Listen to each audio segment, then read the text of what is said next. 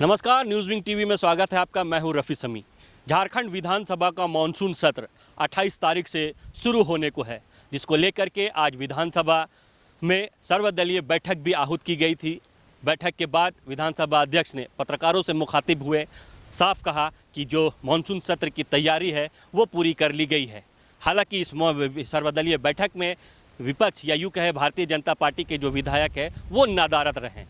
अब मानसून सत्र जो 28 तारीख से शुरू होने को है, इस मानसून सत्र में विपक्ष की क्या भूमिका रहेगी, किन किन मुद्दों को लेकर के विपक्ष आवाज़ बुलंद करेगा, या फिर यह मानसून सत्र एक बार फिर से हंगामे का भेंट चढ़ेगा, ये देखने वाली बात होगी। लेकिन इससे पहले ये भी बताना चाहूँगा कि अब तक देखा गया है, चाहे वो बजट सत्र हो, चाहे शीतकालीन सत्र हो या मानसून सत्र हो, विपक्ष के हंगामे का भेंट चढ़ा है। काफ़ी हंगामा विपक्ष के द्वारा विभिन्न मुद्दों को लेकर के किया गया है। इस बार मानसून सत्र में क्या कुछ रहेगा, क्या कुछ रूपरेखा रहेगी, ये देखने वाली बात होगी। हम जुड़ेंगे हमारे सहयोगी मनीष के साथ और जानेंगे जिस तरह से मानसून सत्र की तैयारी कह सकते हैं पूरी कर ली गई है। अभी विधानसभा अध्यक्ष ने भी पत्रकारों से मुखातिब होते हुए साफ जो तैयारी है उस पर उन्होंने बताया। आज सर्वदलीय बैठक भी हुई। मानसून सत्र पर क्या कुछ लग रहा है सरकार के द्वारा इस बार रिपीट फिर से किया जाएगा, किन किन मुद्दों पर फोकस किया जाएगा?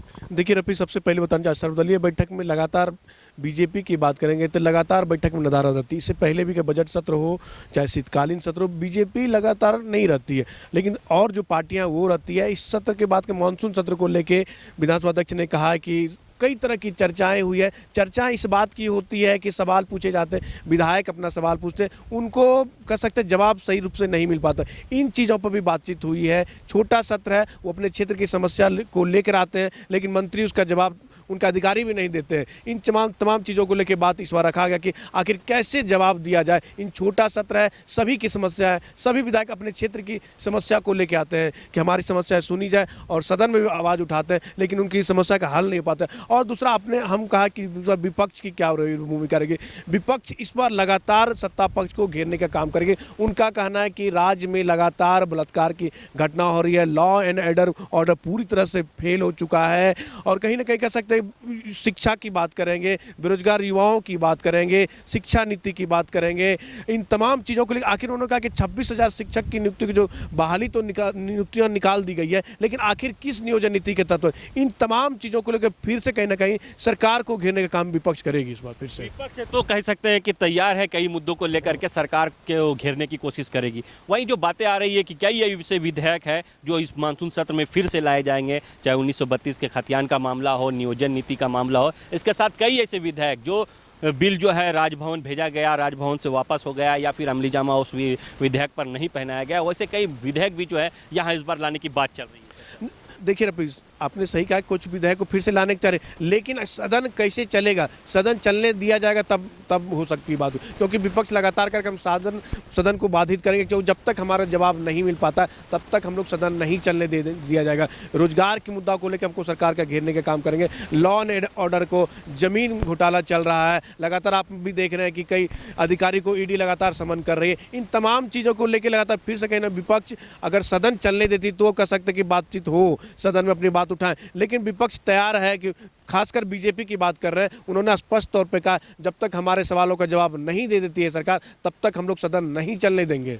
लेकिन जिस तरह से विधानसभा अध्यक्ष ने भी कहा कि तैयारी उनकी तरफ से पूरी कर ली गई है। जी, आपने सही कहा रहे कि अब सदन के जो है कह सकते हैं विधानसभा अध्यक्ष, उन्होंने कहा तैयारी पूरी, लेकिन विपक्ष की भी अपनी होती है, उनकी भी बैठक होनी है। कल ही बैठक होनी, सबसे पहले बीजेपी की बैठक होगी, उसके बाद 12:30 बजे कांग्रेस दल की बैठक है, उसके बाद कह सकते हैं यूपीए विधायक दल की बैठक है। सबों की तैयारी होगा। आखिर सत्ता पक्ष की अपनी तैयारी होगी, विपक्ष की अपनी तैयारी होगी। सत्ता पक्ष अपना तैयारी करेगी कैसे जवाब देना है, विपक्ष का तैयारी होगा वो सरकार को कैसे घेरने का काम करे। देखना होगा कि पहला दिन से ही पता चल पाएगा क्या विपक्ष की भूमिका रहेगी, कितना सत्ता पक्ष को सहयोग दे पाता है। वाकई में ये तो देखने वाली बात होगी कि विपक्ष की क्या भूमिका रहेगी, कितना सपोर्ट करेगा, या फिर सरकार कौन कौन विधेयक को फिर से लाती है। ये सारी चीज़ें जो है मानसून सत्र के शुरुआत होते ही देखने वाली बात होगी। लेकिन मानसून सत्र से पहले जो आज सर्वदलीय बैठक हुई, विधानसभा अध्यक्ष ने जो बैठक आहूत की थी, बैठक बुलाई थी, उस बैठक में मानसून सत्र को लेकर के क्या कुछ रूपरेखा तैयार किया गया है, क्या कुछ तैयारी जो है मानसून सत्र की है, पहले हम जानते हैं विधानसभा अध्यक्ष से। मेरा शुरू से ही आग्रह रहा है माननीय तमाम सदस्यों से, पक्ष के सदस्यों से और विपक्ष के सदस्यों से, कि सदन को सुचारू रूप से संचालन करने में, चलाने में मदद करें, सहयोग करें आसन को। और हमको लगता है कि जहाँ तक माननीय सदस्य पक्ष और विपक्ष के आसन को इतना सहयोग निश्चित रूप से करते हैं, तभी हम लोग विधानसभा के कार्रवाई को सुचारू रूप से चला पाते हैं।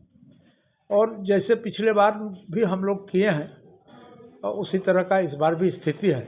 और हम उम्मीद करते हैं कि चूँकि ये टेन्योर के अंतिम दौर पर हम लोग गुजर रहे हैं और सारे लोग जनहित में काम करने के लिए इच्छुक भी है, और ऐसे परिस्थिति में सदन का कार्रवाई में कोई व्यवधान उत्पन्न होने की संभावना दूर दूर तक नहीं है।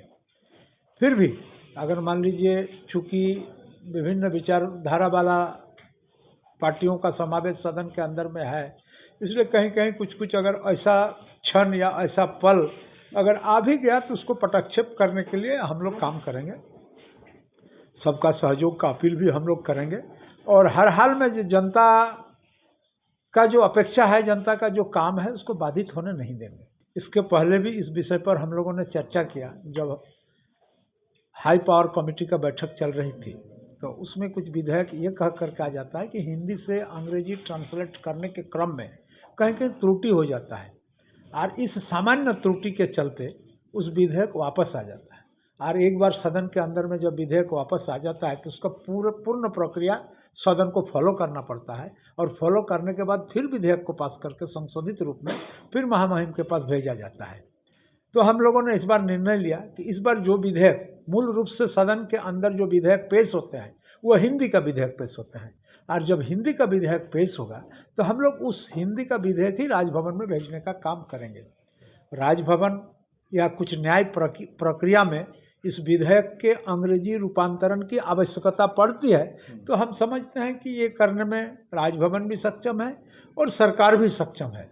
लेकिन विधानसभा सिर्फ हिंदी से पारित करेंगे, और जो यथापारित जो विधेयक होगा उसी को हम लोग राजभवन तक भेजने का काम करेंगे। अब एक विषय तो आप भी समझ रहे हैं, हम भी समझ रहे हैं, कार्यपालिका के अंदर थोड़ा बहुत त्रुटि विच्युति था ही, जिसको लेकर के और लोग भी विधानसभा के कार्रवाई के प्रति उदासीन रहने के कारण कभी कभी व्यवधान उत्पन्न होने की संभावना आई है, उत्पन्न हुआ भी है। इसीलिए मैंने पिछले दिन हमारे दिल्ली से रिसोर्स पर्सन को बुला करके कार्यपालिका के तमाम अधिकारियों को इसका एक आलोचना चक्र हमने कराने का काम किया, कि ताकि उनके मन के अंदर में विधायी व्यवस्था के प्रति क्या विचार है, क्या भावना है, उन पर वो कितने जानकार हैं या कितने जानकार नहीं है, इस विषय पर उन लोगों को चर्चा कराने का एक काम किया। और हम समझते हैं कि ये चर्चा होने के बाद उन लोगों के मन के अंदर में जो भी जिज्ञासा था, उनका क्या कर्तव्य है, क्या कर्तव्य नहीं है, तमाम विषयों पर जानने का काम किया। इसलिए हमारा उम्मीद है कि इस आलोचना चक्र जो विधानसभा के अंदर पिछले 3 दिन तक कराने का हम लोगों ने काम किया, इसमें तमाम पदाधिकारी लोग और ज़्यादा सक्रिय हो गए हैं, और आने वाला समय में विधायिका के प्रति कार्यपालिका जो उत्तरदायित्व है, इसको पूर्ण रूप से निर्वहन करने का उम्मीद हम लोग कर रहे हैं। मैं आपको बता दूं, आश्वासन में जो नियम संगत आश्वासन होता है तो पूर्ण होता ही है। कहीं थोड़ा नियम अगर व्यवधान आता है तो वो आश्वासन पूर्ण करने में लोगों को कठिनाई होती है। तो उसके लिए भी हम लोग व्यवस्था करते हैं कि इस नियम को कैसे इस आश्वासन के अनुकूल बनाया जाए, इस विषय पर भी हम लोग अध्ययन करते हैं, इस पर भी हम लोग अनुशीलन करते हैं, और उसके उपरांत उस काम को कराने का प्रयास करते हैं। तो सुना आपने, विधानसभा अध्यक्ष ने पूरी तरह से जो है मानसून सत्र की तैयारी को लेकर के बताया, और सारी बातें को जो है उन्होंने क्लियर किया। यहाँ एक बात और बताना चाहूँगा कि जिस तरह से कैबिनेट से में मुहर लगी है कि रघुवर दास के कार्यकाल में जो 5 मंत्री थे, उनकी आय से अधिक संपत्ति की जांच हो, इन पर राजनीतिक सरगर्मी तेज हो गई है। तो इस मुद्दे को लेकर भी मानसून सत्र के दौरान सदन के अंदर क्या कुछ स्थिति रहेगी, विपक्ष की क्या भूमिका रहेगी, एक बार फिर हम जुड़ेंगे अपने सहयोगी मनीष से। मनीष, जिस तरह से जब से कैबिनेट की मुहर लगी है, पूर्व मंत्रियों पर जाँच को लेकर के कह सकते हैं राजनीतिक सरगर्मी तेज हो गई है, तो इस बाबत भी विधानसभा जब शुरू होगा मानसून सत्र, उस समय क्या भूमिका लग रही है? देखिए रफी, बाबूलाल ने स्पष्ट तौर पे कहा कि विधेयक लाने की क्या जरूरत थी, अपने कैबिनेट में क्यों लाया। ये तो अपन जांच पहले से दे सकते अधिकारियों के द्वारा अवगत करा सकते थे, लेकिन उन्होंने कहा कि एक तरह से एजेंडा चला रही है सरकार, एजेंडा चला, लेकिन हम लोग डरने वाले नहीं हैं। आप जांच कीजिए। पांचों मंत्रियों से बीजेपी एकदम उन्हें खुले दिल से स्वागत करती है। इन बात को आपने सही कहा कि पहला दिन से ही है, कहीं ना कहीं इस चीज़ को लेके विपक्ष काफ़ी हंगामेदार करेगी और देखना होगा कि सदन में कि सत्ता पक्ष कैसे जवाब देती, ये देखने वाली बात होगी। और दूसरा कारण यह भी हो सकता है कि आखिर विपक्ष की और कई चीज़ें हैं जो सरकार को घेरने का काम करेगी, लेकिन देखना होगा क्या सरकार इन चीज़ों को कैसे जवाब दे पाती है। वाकई में ये देखने वाली बात होगी कि सरकार इन सब चीज़ों को लेकर के कैसे जवाब दे पाती है या फिर कैसे हैंडल करती है। एक बात और अपने दर्शकों को बताना चाहूँगा जो वाकई में सुर्खियों में लगातार रहा है, जब से हेमंत सरकार ने सत्ता पर या यूँ कहें सत्ता पर काबिज हुए हैं, तब से दरअसल जब भी सदन चला है नेता प्रतिपक्ष नहीं रहा है। अब तक बातकलें जो है वो लगी हुई थी लंबे समय से। जिस तरह से भारतीय जनता पार्टी ने नेता प्रतिपक्ष बाबूलाल मरांडी को बनाने की निर्णय लिया, वहीं जो उन पर मामला चल रहा था जेबीएम से बीजेपी में शामिल होने को लेकर के, तब से हम कह सकते हैं कि नेता प्रतिपक्ष जो है ये पूरे हेमंत सरकार के कार्यकाल में या सदन में जो है नहीं रहा है। इस बार भी अब तक जो अभी हाल में जो अभी पत्रकारों से मुखातिब होते हुए जो विधानसभा अध्यक्ष है उन्होंने कहा है कि विपक्ष की तरफ से नेता प्रतिपक्ष का नाम नहीं भेजा गया, तो कह सकते हैं कि एक बार फिर से मानसून सत्र जो शुरू होगा वो भी बिना नेता प्रतिपक्ष के ही सदन की कार्रवाई चलेगी। बहरहाल आप जुड़े रहें न्यूज़विंग के साथ, तमाम जानकारियां न्यूज़विंग टीवी आप तक पहुंचाता रहेगा। मानसून सत्र शुरू होती है, मानसून सत्र में विपक्ष की क्या भूमिका रहती है, किन किन मुद्दों को लेकर के विपक्ष जो है सरकार को घेरने की कोशिश करती है, सरकार इस बार फिर से पुनः किन किन विधायकों को पास कराने की कोशिश करती है, तमाम जानकारियां न्यूज़विंग टीवी आप तक पहुँचाता रहेगा। सहयोगी नूतन के साथ और अपने सहयोगी मनीष के साथ रफ़ी समी, Ranchi. टफकॉन XT 600 HCR TMT Riva. पहले भी बोला था, अगर घर को बनाना है एक्स्ट्रा टफ तो आप भी दिखा सकते अपनी हीरोपंती टफकॉन XT के साथ।